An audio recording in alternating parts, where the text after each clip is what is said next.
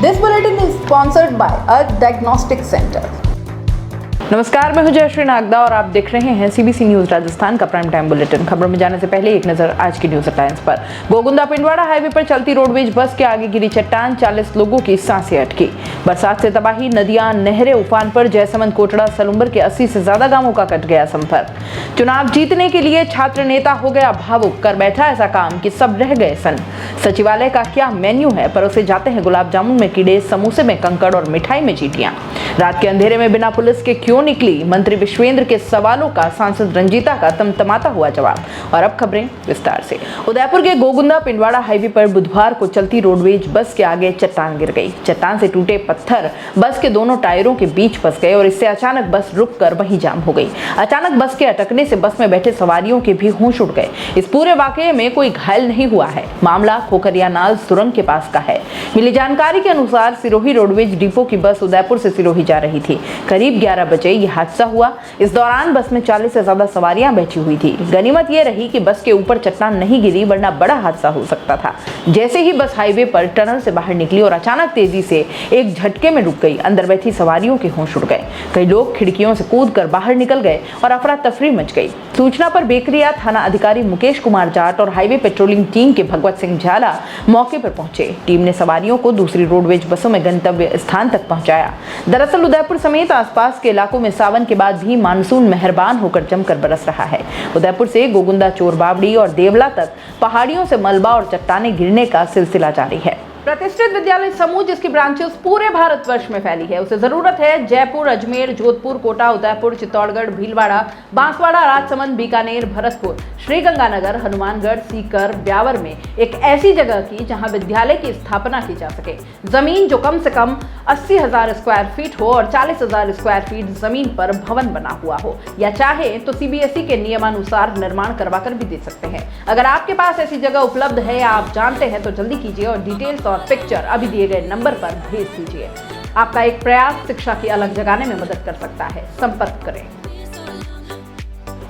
उदयपुर में बरसात से तबाही का सिलसिला जारी है। उदयपुर के जयसमंद, सलुम्बर, कोटड़ा इलाकों में बरसात ने हालात बेकाबू कर दिए हैं। इन इलाकों के 80 से ज्यादा गांवों का सड़क संपर्क टूट गया है। उदयपुर की तमाम नदियां नहरें उफान पर हैं।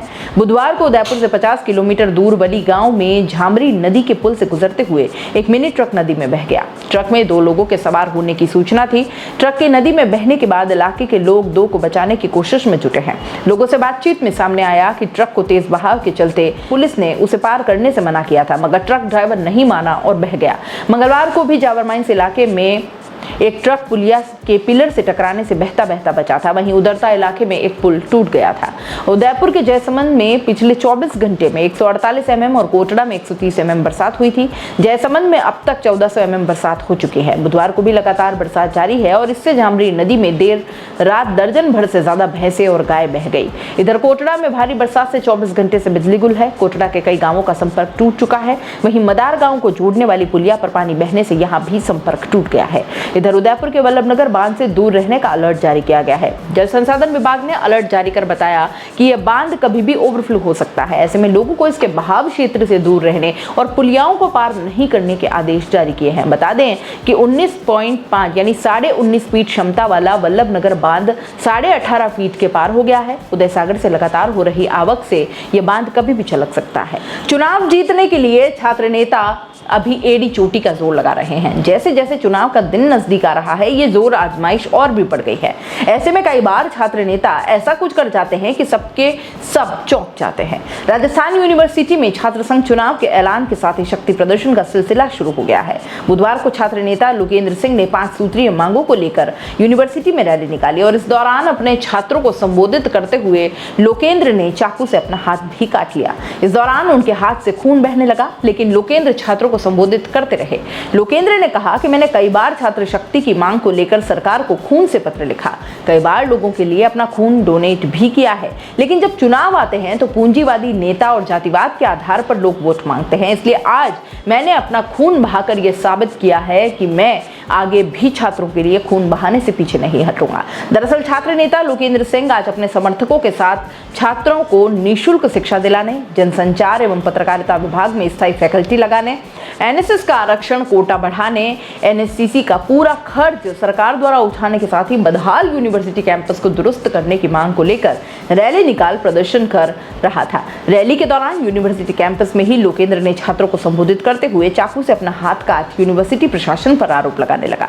इस सब में कमाल की और बड़ी बात यह सामने आई कि इस पूरे वाकये के दौरान वहां पुलिस और डीएसडब्ल्यू की टीम भी मौजूद थी, लेकिन किसी ने भी लोकेंद्र को रोका नहीं, बल्कि वहां मौजूद छात्र नारेबाजी कर लोकेंद्र को और उकसाते गए, जिसकी वजह से उसका काफी खून बह गया। हालांकि इस पूरे घटनाक्रम के बाद लोकेंद्र को प्राथमिक उपचार के लिए अस्पताल ले जाया गया।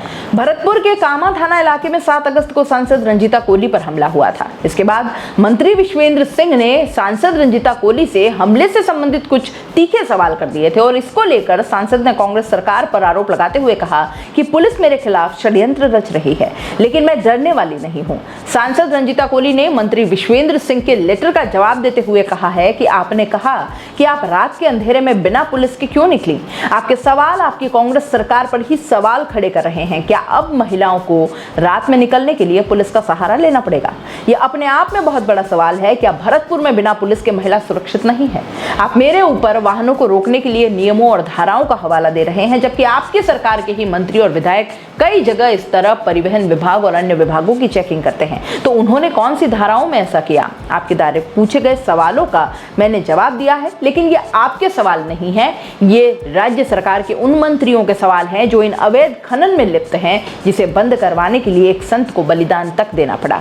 जिन ड्राइवर और खलासी की आप बात कर रहे हो, उन्होंने खुद कहा कि पुलिस उन्हें नाजायज परेशान कर रही है और इस हमले के मामले में लिप्त मुख्य आरोपियों को पुलिस बचा रही है। सबसे गौर करने वाली बात यह है कि आपकी सरकार को समर्थन देकर बीएसपी से कांग्रेस में शामिल हुए विधायक वाजिब अली जी ने कई बार क्षेत्र में खनन का मुद्दा उठाया। जब आपकी सरकार अपने ही विधायकों की बात नहीं सुनती तो आप कैसे कह सकते हैं कि अवैध खनन नहीं हो रहा? आप कब तक गलत काम करने वाले पुलिस अधिकारियों को बचाते रहेंगे? आपने एक हिस्ट्री शीटर का भी जिक्र किया, तो मैं बता दूं कि कांग्रेस सरकार में हो रहे गलत कामों का मेरे द्वारा समय समय पर विरोध किया गया और उसी आवाज को दबाने के लिए पुलिस द्वारा यह षड्यंत्र पूर्वक रचा गया झूठा मुकदमा है। मैं उन पुलिस अधिकारियों को भी बता दूं कि जो मेरे खिलाफ षड्यंत्र रच रहे हैं, भले ही दलित महिला हूं, लेकिन डरने वाली नहीं हूं। समय समय पर जनता की आवाज उठाते रहूंगी। आप सोचते होंगे कि सचिवालय में मंत्रियों, नेताओं, अफसरों के मजे हैं, तो आप जान लीजिए कि सचिवालय की कैंटीन में खाना बड़ा लजीज मिलता है, ऐसा कि शायद ही कहीं मिलता हो। अब आपको लगेगा कि भाई आखिर ऐसा क्या है जो कहीं और नहीं मिल सकता, तो आपको बता दें कि राजस्थान शासन सचिवालय की कैंटीन से चौंकाने वाली तस्वीरें सामने आई है। हुआ यूं कि मंगलवार को पर्यटन मंत्री विश्वेंद्र सिंह के कार्यालय में section officer Sanjay Chaudhary, assistant section officer Mahesh Kataria और क्लर्क राकेश मीणा ने सचिवालय कर्मचारी संघ की कैंटीन से समोसा मंगवाया। खाने के दौरान समोसों में कंकड़ निकले। अफसर कर्मचारियों ने राजस्थान कर्मचारी संघ के अध्यक्ष को मौके पर बुलाया, लेकिन नहीं आने से कर्मचारी गुस्से में कैंटीन पहुंच गए और वहां जाकर उनके होश उड़ गए। कैंटीन में रखे खाने के सामान की जब जांच की उन्होंने, तो पता चला कि सभी मिठाई घटिया है। गुलाब जामुन में कीड़े मिले, मक्खन बड़ों में चींटियां लगी थी और चूहे भी घूमते हुए दिखाई दे गए। अब बताइए, ऐसा और कहीं मिल सकता है? कर्मचारियों ने कैंटीन संचालक को देखा तो वो मौजूद नहीं था। कर्मचारी संघ के महामंत्री कपिल वर्मा ने सभी की मौजूदगी में कैंटीन पर ताला जड़ दिया। कपिल वर्मा ने बताया कि पिछले कई दिनों से कैंटीन में खाने को लेकर शिकायत मिल रही थी, लेकिन कई बार कैंटीन संचालक को चेतावनी भी दी गई, उसके बाद भी क्वालिटी को सुधारा नहीं गया। मंगलवार को फिर से कैंटीन में बने समोसे में कंकड़ निकले। मौके पर आकर देखा तो यहाँ गंदगी का अंबार मिला। बता दें कि सचिवालय में अलग अलग संघ की 5 कैंटीन है। वैसे एक बात तो है, मंत्री जी और अफसरों को इस घटना से गहरा आघात जरूर लगा होगा, लेकिन उन्हें ऐसा खाना या नाश्ता परोसा जा रहा है, ये उन्हें बुरा लगता है। लेकिन मिड डे मील में जिस तरह का खाना परोसा जाता है, वो भी जरा इन्हें कभी चख लेना चाहिए। उदयपुर के इतिहास में पहली बार महिलाओं की तिरंगा रैली निकली। उदयपुर की महिलाओं की ये तिरंगा रैली 15 अगस्त 2022 को प्रातः 8 बजे एक स्वर में राष्ट्रगान गाकर प्रारंभ की गई। ये रैली फतेहसागर देवाली पार्किंग और हनुमान मंदिर के पास से प्रारंभ होकर रानी रोड होते हुए गांधी ग्राउंड तक पहुंची। इस रैली में 54 दोपहिया वाहन मौजूद थे, जिसमें 100 से अधिक महिलाओं ने भाग लिया था। राइडर महिला हेलमेट में और पीछे बैठी सभी महिलाओं के हाथों में राष्ट्र ध्वज और होठों पर वंदे मातरम के नारे थे। कार्यक्रम के आयोजक खुशी पालीवाल ने बताया कि यह तिरंगा रैली महिलाओं की आर्थिक और मानसिक स्वतंत्रता को दर्शाती है। जो महिला इस युग में पीछे रह गई है, उनके लिए आगे बढ़ने का संदेश देती है। इस पहल को आगे भी निरंतर जारी रखा जाएगा। स्वतंत्रता दिवस पर 75 वर्ष पूरे होने पर आजादी के अमृत महोत्सव के तहत स्वतंत्रता दिवस की पूर्व संध्या पर सर्वधर्म संघ उदयपुर पटेल सर्कल स्थित संस्था में साहित्य गोष्ठी का आयोजन हुआ। कार्यक्रम राष्ट्रगान जनगण मन से शुरू हुआ। शहर के जाने माने विशिष्ट गणमान्य नागरिकों द्वारा दीप प्रज्वलन कर संध्या गीत गाया गया। सांस्कृतिक कार्यक्रम आशाधाम के स्पेशल चाइल्ड द्वारा प्रस्तुत किया गया। कार्यक्रम की अध्यक्षता एडवोकेट निर्मल कुमार पंडित ने की। वरिष्ठ अतिथियों के रूप में फादर बिशप स्वामी, देव प्रसाद शायर, इकबाल सुजान सिंह रहे। कलमकारों में मोहम्मद शाद, प्रोफेसर निर्मल गर्ग, हबीब अनुरागी, ऐश्वर्या, राजकुमार राज, डॉक्टर शीतल शिमाली, शायर संचल मुश्ताक, डॉक्टर इशाक, फुरकत, प्रतीक सेठिया, नाज हुसैन सभी ने राष्ट्र उत्थान और वीर गाथाओं से ओतप्रोत कविताओं का पाठ किया। सभा स्थल तालियों से गुंजायमान हो उठा।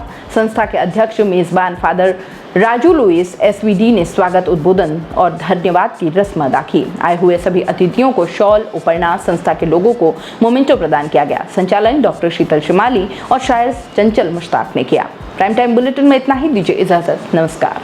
This bulletin is sponsored by Earth Diagnostic Center.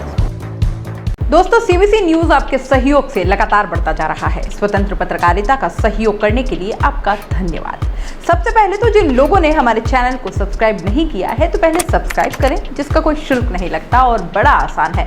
बस नीचे दिख रहे लाल सब्सक्राइब के बटन को दबाना है और पास में दिख रहे बेल आइकन को भी दबाना है, ताकि आपको अपने सीबीसी न्यूज के हर अपडेट्स मिल सके। हमारे इंस्टाग्राम पेज और फेसबुक पेज को भी लाइक करें, फॉलो करें। वहां पर भी आपको मिलती है तरह तरह की अपडेट्स। हम पूरे राजस्थान से आपके लिए लाते हैं वो खास खबरें जो आपके लिए जरूरी है, और वो भी पूरी बेबाकी के साथ। पत्रकारिता के इस मुश्किल दौर में आपकी आवाज जिम्मेदारों तक पहुंचाना ही हमारा लक्ष्य है, और ये आपके सहयोग के बिना संभव नहीं है। हमारा सहयोग करें, स्वतंत्र पत्रकारिता में अपना योगदान दें और ज्वाइन बटन पर जाकर सदस्यता लें, चाहे सबसे छोटी सहायता के रूप में ही क्यों ना हो।